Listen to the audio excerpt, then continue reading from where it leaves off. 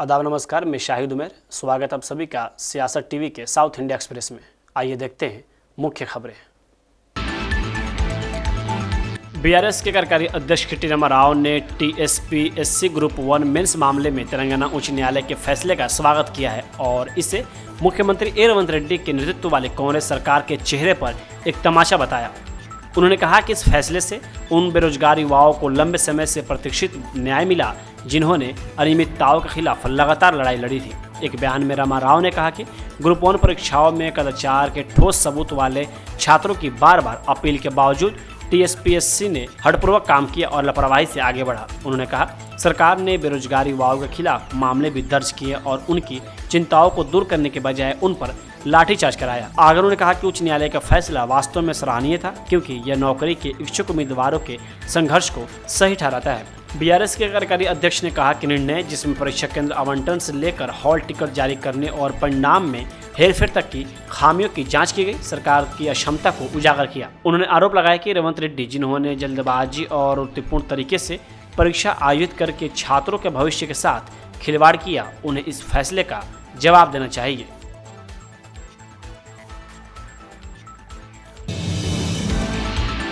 GHMC ने jubilee hills में road number 45 पर अपने वाणिज्य परिसर अल्लू बिजनेस पार्क में कथित तौर पर अनधिकृत निर्माण के लिए फिल्म निर्माता अल्लू अरविंद को आज कारण बताओ नोटिस जारी किया है।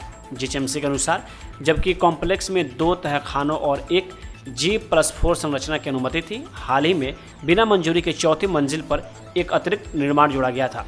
जीएचएमसी ने स्पष्टीकरण मांगा है कि अवैध हिस्से को क्यों नहीं ध्वस्त किया जाना चाहिए। इस इमारत का निर्माण नवंबर 2023 में अल्लू अरविंद की परियोजना के एक हिस्से के रूप में किया गया था। उल्लंघन की रिपोर्ट के आधार पर सर्कल 18 के उप नगर आयुक्त समैया ने निरीक्षण का आदेश दिया। पूछताछ के बाद निगम ने अभिनेता को एक औपचारिक नोटिस जारी किया जिसमें उन्हें विध्वंस कार्रवाई पर विचार करने से पहले जवाब देने का निर्देश दिया गया। तेलंगाना के महबूबनगर जिले में एक किसान ने आज तहसीलदार अधिकारी के सामने जहर खाकर आत्महत्या करने की कोशिश की। मिडिजिल मंडल के वडियाला गांव से गजला कृष्णैया एक भूमि मुद्दे को लेकर तहसीलदार के कार्यालय में आए थे। निराश किसान द्वारा अधिकारी पुली राजू से शिकायत करने के बाद की सहानुभूतिहीन प्रक्रिया का एक वीडियो सोशल मीडिया पर तेजी से वायरल हो गया। वीडियो में वह कहते सुनाई दे रहा है कि ज़मीन मुझे दे दी जाए, नहीं तो मैं कीटनाशक खाकर आत्महत्या कर लूँगा। जैसे कृष्णैया बोतल निकालते हैं, अधिकारी राजू बिना किसी आश्चर्य के सामने अपने फ़ोन चलाते हुए नजर आ रहे हैं। वही कार्यालय में मौजूद अन्य लोग कृष्णैया को रोकते हैं और उन्हें सांत्वना देते हैं। वही आपको बता दें कि इस साल मार्च में एक और किसान ने कर्ज चुकाने में असमर्थ होने के कारण आत्महत्या का प्रयास किया था। केंद्रीय मंत्री जी किशन रेड्डी ने आज कहा कि एनडीए उम्मीदवार सीपी राधाकृष्ण प्रचंड बहुमत से उपराष्ट्रपति चुनाव जीतेंगे। वह पूरी प्रतिबद्धता के साथ देश की सेवा करेंगे। कांग्रेस पार्टी न तो लोकतंत्र में विश्वास करती है और न ही संसद या सुप्रीम कोर्ट, इसलिए वे हर मुद्दे पर राजनीति करना चाहते हैं।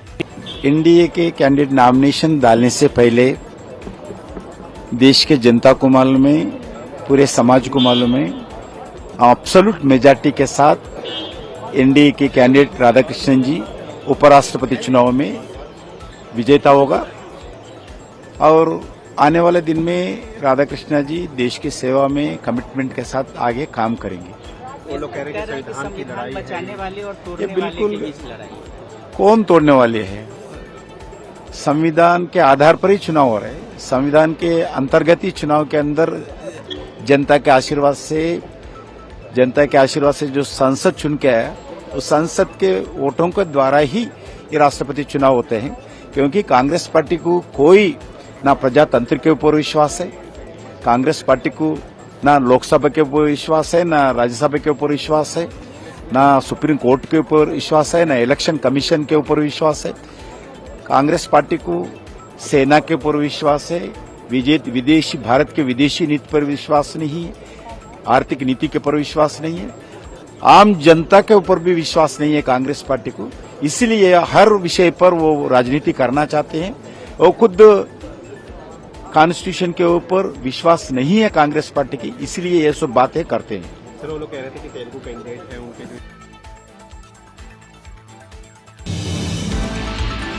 उपराष्ट्रपति चुनाव पर कांग्रेस सांसद रेणुका चौधरी ने कहा कि हमें समझना चाहिए कि यह स्थिति क्यों पैदा हुई है। बीजेपी ने तुरंत एक उपराष्ट्रपति को हटा दिया और अब हर किसी पर वोट देने का दबाव है। मैं अन्य पार्टियों के बारे में बात नहीं करना चाहती, लेकिन मैं निश्चित रूप से बीआरएस के बारे में बात करूंगी। तेलुगु भाषियों के लिए यह एक महत्वपूर्ण मुद्दा और अवसर है।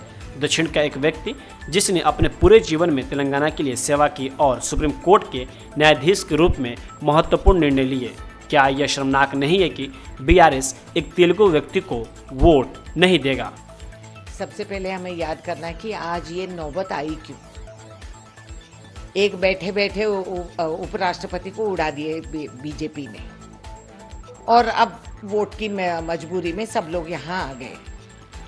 बाकी पार्टी शिरोमणि ने क्या किया, उन्होंने क्या किया, हमें कोई लेना देना नहीं।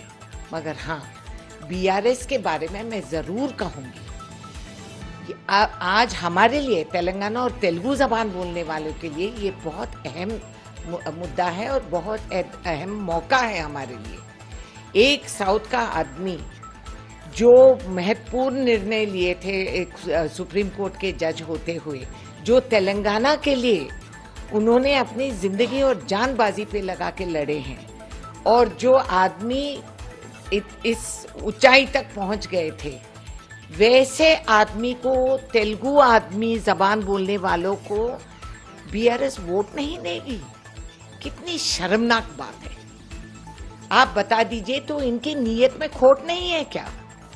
देखिए, जैसे ही हमारा मुख्यमंत्री ने कालेश्वरम को सीबीआई को दे दिए, इशारा काफी है अक्लमंदों को, तो हट के बैठ गए।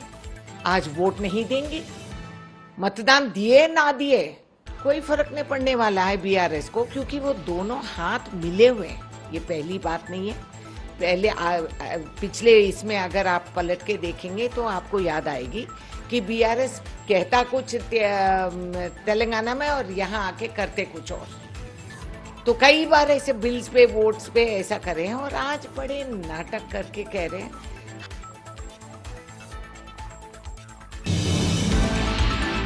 केंद्रीय मंत्री जी किशन रेड्डी ने आज एक बड़ा बयान दिया।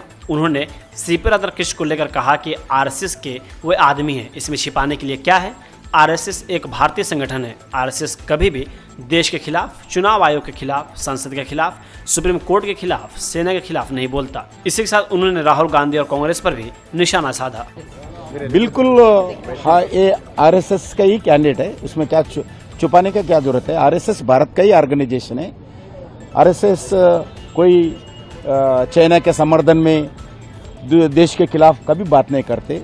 देश के इलेक्शन कमीशन के खिलाफ, देश के लोकसभा के खिलाफ, देश के सुप्रीम कोर्ट के खिलाफ, देश के आर्मी के खिलाफ बात नहीं करते आरएसएस। जो राहुल गांधी बात करते हैं, कांग्रेस पार्टी बात करते हैं। बिल्कुल आरएसएस देश का ऑर्गेनाइजेशन है। देश के हित के लिए, देश के विकास के लिए, देश के संस्कृति बचाने के लिए काम करने वाले दुनिया के बहुत बड़ा एनजीओ है, ऑर्गेनाइजेशन आरएसएस है। सर, आरएसएस मैन वर्सेस उपराष्ट्रपति चुनाव को लेकर कांग्रेस ने आज एनडीए उम्मीदवार सीपी राधाकृष्ण का समर्थन करने के लिए वाईएसआरसीपी अध्यक्ष जगनमोहन रेड्डी पर हमला किया है और उन पर लोकतांत्रिक ताकतों के साथ खड़े नहीं होने के लिए विश्वासघात का आरोप लगाया।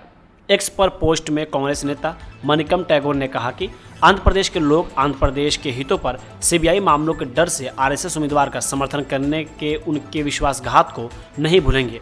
उन्होंने आगे कहा कि इतिहास श्री जगन के विश्वासघात को नहीं भूलेगा। उपराष्ट्रपति के लिए आरएसएस समर्थित उम्मीदवार का समर्थन करके उन्होंने आंध्र प्रदेश के हितों के बजाय सीबीआई मामलों के डर को चुना है। टैगोर ने कहा कि यह रणनीतिक के बारे में नहीं है, यह आत्मसमर्पण के बारे में है। लोकतांत्रिक ताकतों के साथ खड़े होने के बजाय मोदी बाबू के दबाव के सामने आत्मसमर्पण करना। कांग्रेस नेता ने कहा कि जगन के समझौते को आज उस दिन के रूप में याद किया जाएगा जब उन्होंने अपने व्यक्तिगत अस्तित्व को लोगों के जनादेश से ऊपर रखा था। उन्होंने आरोप लगाया कि आंध्र साहस का हकदार था, उसने कायरता को चुना। टैगोर ने कहा कि जब नेता डर के मारे दिल्ली के सामने झुकते हैं तो वे उन लोगों को धोखा देते हैं जिन्होंने उन पर भरोसा किया।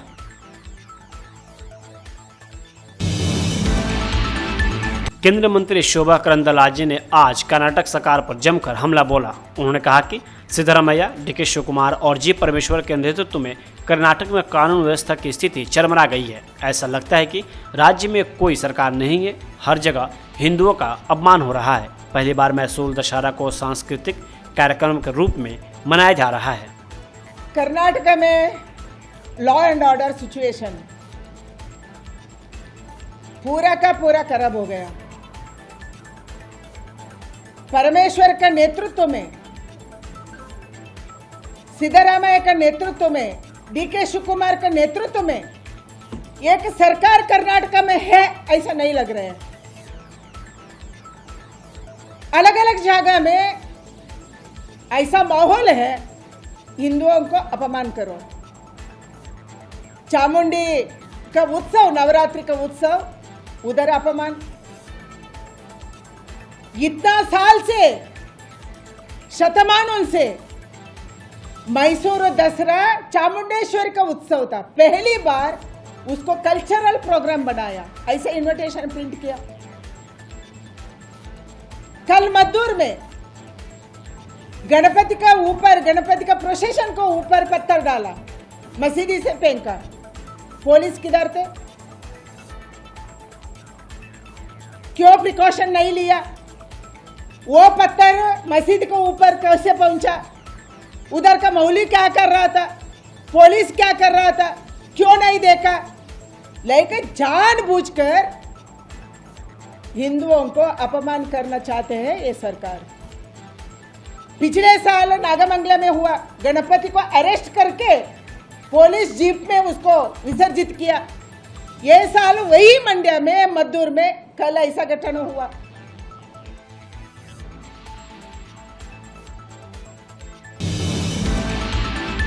उपराष्ट्रपति चुनाव पर डीएमके प्रवक्ता सरवन अन्नुदुराई ने कहा कि उपराष्ट्रपति चुनाव में उम्मीदवारों का चयन इस बात की याद दिलाता है कि देश की परवाह कौन करता है। एक तरफ हमारे पास एक सेवानिवृत्त सुप्रीम कोर्ट के न्यायाधीश हैं जो उच्च संवैधानिक मूल्यों की बात करते हैं, जबकि दूसरी तरफ हमारे पास आरएसएस प्रचारक हैं। पूर्व उपराष्ट्रपति के बारे में कई दावे हैं कि वह घर में नजरबंद है, उन्हें इस्तीफा देने के लिए क्यों मजबूर किया गया। आगे उन्होंने कहा कि अगर सीपी राधाकृष्ण जीतते हैं तो उनका हश्र जगदीप धनखड़ जैसा नहीं होना चाहिए। हमें संविधान और उसके द्वारा बनाए गए संस्थानों का सम्मान करना चाहिए। सुदर्शन रेड्डी ऐसे ही एक उम्मीदवार हैं। इंडिया ब्लॉक नीतियों और सिद्धांतों के लिए खड़ा है।